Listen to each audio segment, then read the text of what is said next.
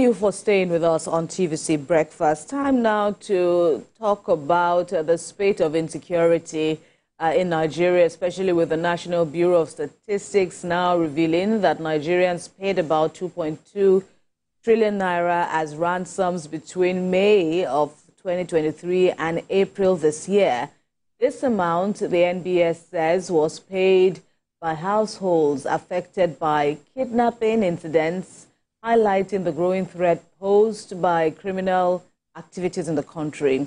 According to the NBS's latest crime experience and security perception survey report, an estimated 51.89 million crime incidents were recorded across Nigerian households in the reference period. The survey also showed that the Northwest region had the highest incidence of crime, with 14.4 million cases reported.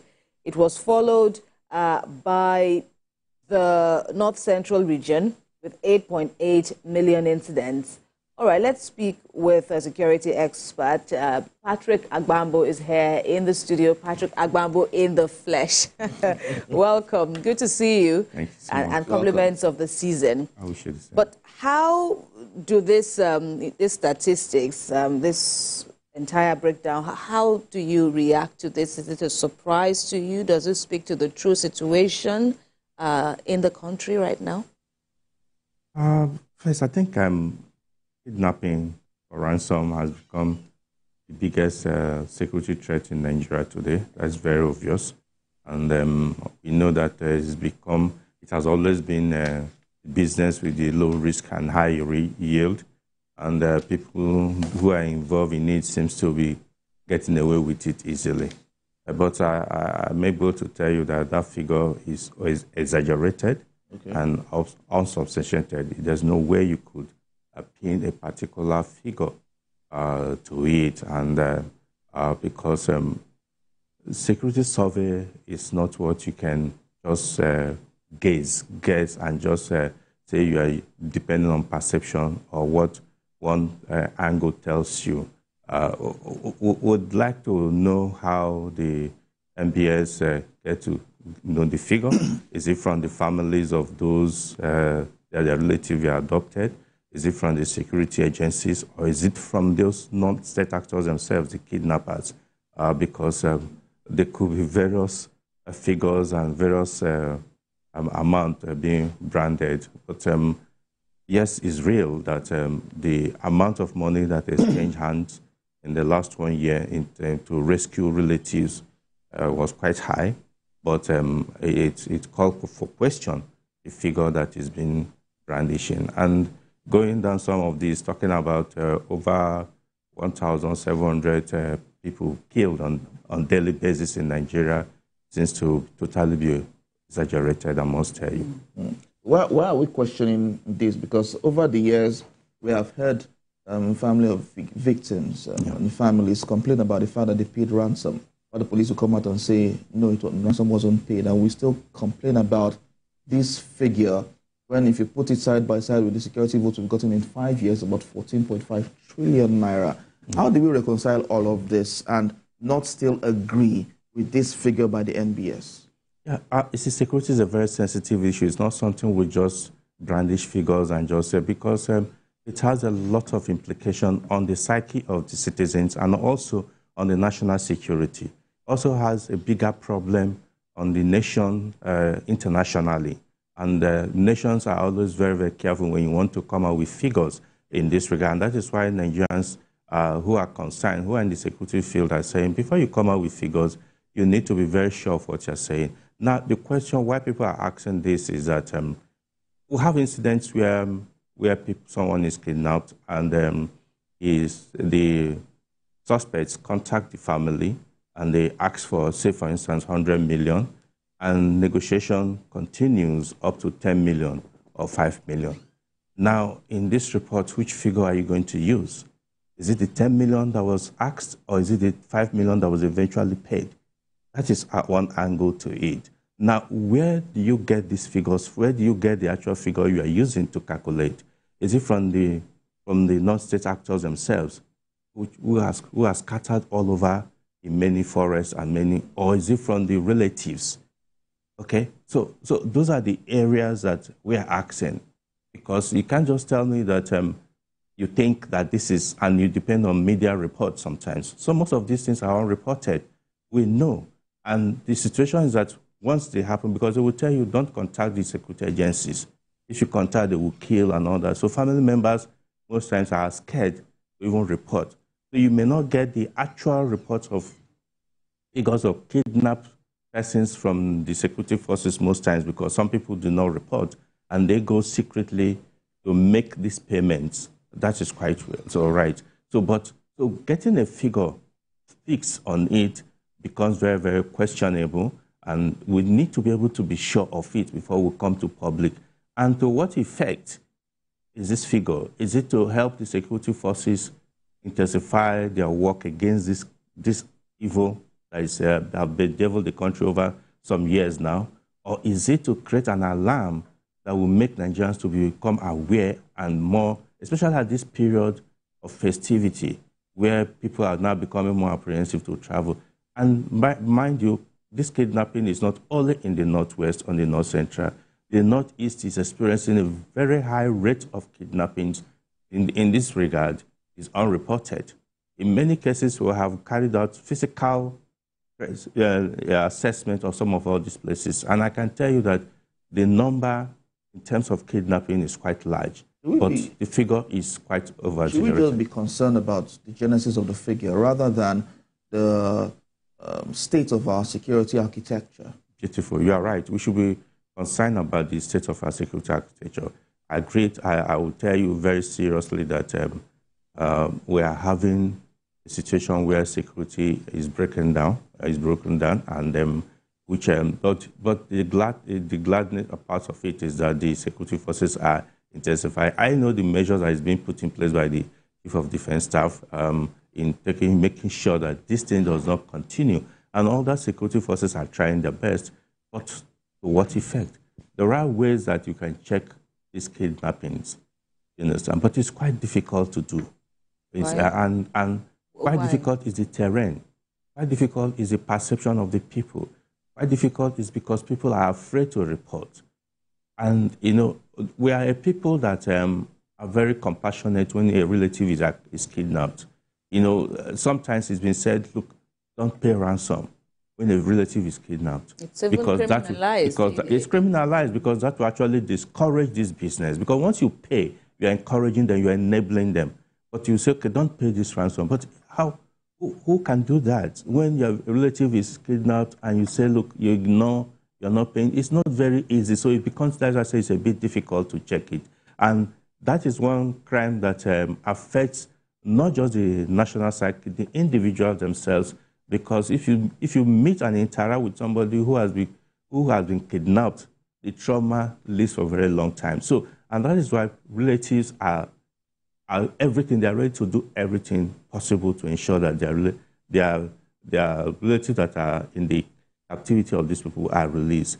But I must tell you that with intensified surveillance, because the security forces cannot be everywhere. In fact, we have so many ungoverned spaces. Over the years, Nigeria has neglected security, and that is the truth. And these kidnappers have found comfort in most of those ungoverned spaces. We have had where some houses are being used to keep kidnapped victims. We have had where some religious places are being used to keep kidnapped places, and yet the owners of those properties close their eyes and their ears without taking actions. So it's a holistic issue. If we must solve it, we must all look into inward and say, look, are we doing ourselves justice in solving this situation? So it's not just the security forces alone. We must, as a people, say no. We can say no. Some of these kidnappers are members of a family, and their relatives knows them. What are we doing? You know, these are the questions that we must ask. He disappears for some time, comes back with some loot and all that. He's welcome back home, and he's doing business or whatever. Nobody questions. So we really need to be able to solve this, because it's, you know, in security sciences, you can be able to say, well, when a crime comes, there will be a time for it. Every security crime has a time, but this will continue because they have discovered that it's a high yield reading business, and it will continue, except the needful has to be done. In most countries where kidnapping was being, Colombia and although where kidnapping was a major issue, drastic actions were taken, not just by the government, but by the people themselves. So we must come to that point. Right. And, okay, so let's check with, your assessment of the military's report, of how it is handling insecurity. This year now, it says it killed, it successfully, it killed and terrorists, 11,000 arrested and freed 6,000, hostages. If you compare this with the NBS report, bearing in mind the issue of trust, the impact of, how we report these things, I wonder what you make of it, whether it also translates to improved security from your end. You see, what would translate to improved security is when Nigerians begin to feel secured. Really, because you see, perception is, if I have fear that if I go to a place, I may not be secured, then I have a sense of insecurity myself. I get worried, I get agitated. So in that regard, I would say, oh, there's an insecurity. There may not be anything. If I may go there and nothing may happen, but of course, I have this perception. So it becomes a problem to me. So until when Nigerians begin to see it in physical that people can actually move around, farmers can go to their farms without being kidnapped, traders can travel, people can travel along the highways without being kidnapped or fear of being kidnapped, being taken where a whole bus will be taken and directed towards the den of these kidnappers. Until Nigerians begin to feel that, then we cannot say, yes, there is progress being made. Now, there are some progress being made, but it seems that whatever achievement has been recorded is not commensurate with the effort that is being put in. And that is because there must be a whole of society approach. Because there are communities where these people are kept. People know them. What are they doing? There has been some instances where some of us have advised, why don't you go and bomb those areas? But when you try that, there are some innocent citizens that are living with them. And so you'll be accused of human rights abuse. And so we have had instances where terrorists in the Northeast earlier on during the fight, where they somehow, they just bomb. And the human rights agencies will cry, citizens will cry. But along the line, we find that now those who are innocent are beginning to started disassociating themselves with these criminals because they know that it's a threat to their own lives, and they started making it so it's easier to identify them. But in this regard, it's difficult to isolate the law-abiding the innocent citizens from these criminals because they use these innocent citizens as human shield to protect. Once they commit their crime, they mix up with the society. What do you do? Except the society pinpoints them to the law enforcement agencies. Right. And that is only right. And then, apologies, Theo. So let me take you back to your earlier point where you said, these figures could actually be gotten, and maybe that should also give a caution as to relying on the NBS statistics. You said they could be gotten by the non-state actors themselves, indicating that it could even be the criminals themselves, these elements themselves that could also be, would I be correct to say, maybe flooding the internet with this kind of unreliable data? Help us to clarify that point. How possible is that? Is it a tool of propaganda or what? Of course, you see, I was once discussing with somebody and said, look, that the oxygen of these criminal groups is the media, is publicity. They thrive when they hear such unbelievable figures, unbelievable feats being accredited to them, and it emboldens them. It's like opium to their actions. They want to do more, and create fear in the hearts of the people and the minds, and people will actually see it.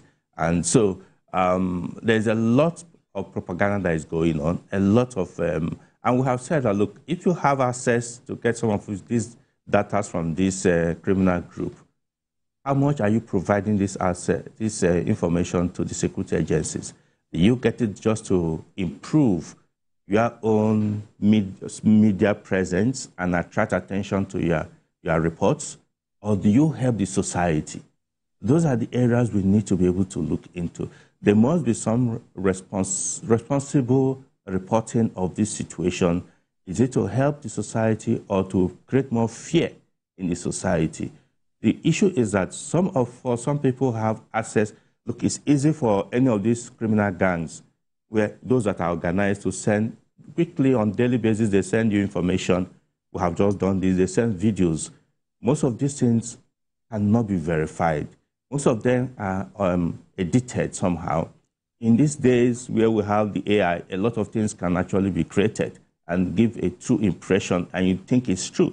And so media organizations and individuals, all these agencies that carry out surveys must be very, very careful in doing that, because some of them may not be true. And there are ways to verify some of all this. So you can fact check them. You can use so many tools also in the social media to be able to check if this is a fact.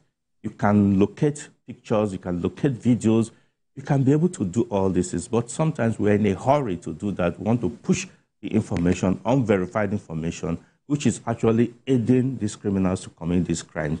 The more we do that, the more we create problems for the society, the more we embolden this criminal group. Okay, so how do we ensure that our security architecture is top-notch? You know, the fact that defense and security in this budget is taking about 4.91 trillion naira, the highest, and that's as it has been over years. Despite that, we still see the laxity in our security structure. How do we make it become stronger so we don't have such kind of situation again, such that when someone is kidnapped, we can go all out to ensure they are rescued without paying a compensation? I will tell you, sorry, I may not sound so nice here, because we just came back from an African conference which we did, and we had various countries tell us their experiences in terms of budgeting for security and all that. I'll tell you that I felt ashamed as a Nigerian, because our own budget seems to be low compared to some of the countries that are even at peace. So to say South Africa, Egypt, and all that, we are at war in Nigeria, but our budget is not up to. It's not up to even 30% of what South Africa is budgeting for security, even though they are not having the same experience we're having. And if you look at the size... If you look at the size, it seems we're even more in terms of population and land density and all that, yet we are far, far, far, far below. Again, we say we're the giant of Africa, yet we're not spending enough. But I'm not saying we should take all the resources we have and put just in security, even though once you get security right, every other sector will fall in place, because the economy cannot grow if there's insecurity. Food will not have food if there's insecurity. So security should take priority, and I'm glad that the president recognizes that and playing that role. But it's still not enough. But it's still not enough, because, look, security equipment, unfortunately, again, for us, we don't produce any of these security equipment we'll talk about. South Africa produces virtually nearly everything. In fact, the last report I got from is that they are even producing some fighter jets now. We recently bought some helicopters from them.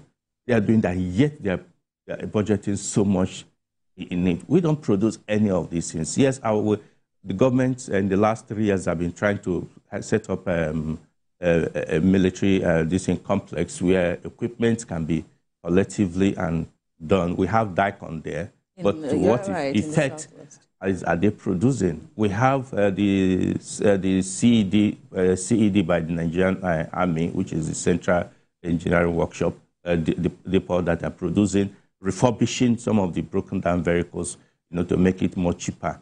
I tell you that one MRAP goes as much as 700 million naira to buy. Imagine if you need, and in the country we need enough of it because we're at war. Imagine buying just one vehicle for 700 million naira. So by the time you look at it, what effect is the 4.something trillion that we're having? Right. Mr. Gbambo, we're at war in your words, and when you look at it, no one region is exactly immune from the spate of insecurity. So with that in mind and with the budget, allocation in mind, so there is a yawning gap, obviously. So how then how do we work around the shortfall? What would make the difference? Or how do we boost, what's been done with what more needs to be done? Yeah, we need to, the problem we're having here is prioritizing security, not just by lip service. Even the 4.1 trillion that the president, the government has budgeted, at the end of the day, how many of this percentage goes actually released? That is, in fact, we're waiting for the budget performance of the year 2024, if it's going to be even up to 40%. That is the issue. So sometimes when we hear these humongous figures, the actual release is a far cry from it. So some of the security agencies, as we speak, have not gotten some of the allocation of the second quarter. We're already on the third quarter. So how do you plan? How do you execute your programs, your activities? And that has affected the trainings, because trainings go a schedule. And if you don't meet up with these training programs, it becomes difficult. So you'll be lacking in terms of modern techniques to be able to file these things. If you don't meet up your obligations with your suppliers, how will you be able to get it? So we need to be able to intensify on that to ensure that we must get this thing right. And the issue is that I will not say that the security agencies themselves are not trying their best. They need to do more. They need to do more. They are trying in terms of making sure that the kinetic effort they're doing is quite commendable. They are doing, but there's another aspect which is being left on. Not much is being done. The issue about the non-kinetic. Non-kinetic is the soft angle of the fight, which is providing those things that fuels, that can take care of those things that fuels this crisis we're talking about. Government in so many years have neglected doing that. As we speak, some of the local government chairmen don't even know their communities. They live in the state headquarters. So their people are detached from them. So they would rather want to make marriage with these criminals and be friends with them. Especially when you go to the northwest and the north central, southeast, right. Some of all these places are some of these government officials are detached from the people. So even the non-governed spaces, ungoverned spaces that you say, there are actually local government leaders are there, but then they can only do so much. Even the governors can only do so much. Under the present security architecture. That's the issue. State police and all of that. We know that some states, once it's between the 26th of the month to the second or third of the new month, they will converge at the capital or the headquarters, capital, take the allocation for the FAC allocation and the IGR, share it. Some of them are traveling to Lagos, some of them are traveling to Abuja, some are going to abroad. You understand? They don't do anything again until it's time again to share another money. And the people are helpless. The people don't feel their impacts. And that is the problem that is fueling this. But these governors have now all voted for state police. Could that also make a difference? No, not for me. No, it will not make a difference, because let me tell you why it will not make a difference. Let's take what is happening in Lagos State, for instance. Lagos State has set a template for security management. You mean the neighborhood watch? Are you talking about that? Neighborhood watch, they are funding the RRS, the Rapid Response Squad. Yet it's not owned by the state government. And these people, this Rapid Response Squad, are providing a service because there's checks and balances. When you spend the money, you get the people to account for it, which is part of what he's doing. Today we'll be attending the town hall meeting, for them to give the account of what they have done with the money they were given by the people and by the government in the last 1 year. That is what we call accountability. Even though the state does not own this police, they have neighborhood watch that helps in the communities, in the hinterland, doing very great jobs. And then when it's difficult for them, more difficult for them, then the RRS comes in, the the state government had given a lot of resources to even the divisional headquarters and to those working within the divisions, empowering them to do their job properly. That is an example that must be emulated by the states, you know. And it's not about state police thing that a lot of people are talking about. It's about some political elite controlling the apparatus of security in their states and creating a problem when there's any dissent, when there's any opposition to their intent. That is a real situation. Okay. All right, especially in the light of you know, emerging threats, the Lakurawas and you know all of that. We hope that the security agencies get all the help they need to boost the war against. You know, the Lakurawa I just mentioned is something that is a test case for us, every human being in Nigeria and beyond. You know, the Lakurawas have been there over the years. Right. These are not Nigerians. These are the people who disagree with their government, find easy access to Nigeria, meet these locals, they all mixed together, they became friends, but they started taxing them. They started collecting, started oppressing them. And that is where the issue, and the people now said, before they've been paying this tax over the years, but now the people say we can't any longer. And that's where the problem is. So we should be careful who will make our friends. You know, we see sometimes. Indeed. Very, very crucial points there. Patrick Agbambo, we thank you very much for your contribution. It's always a pleasure. Enjoy your stay in Lagos and safe travels. Thank you so much.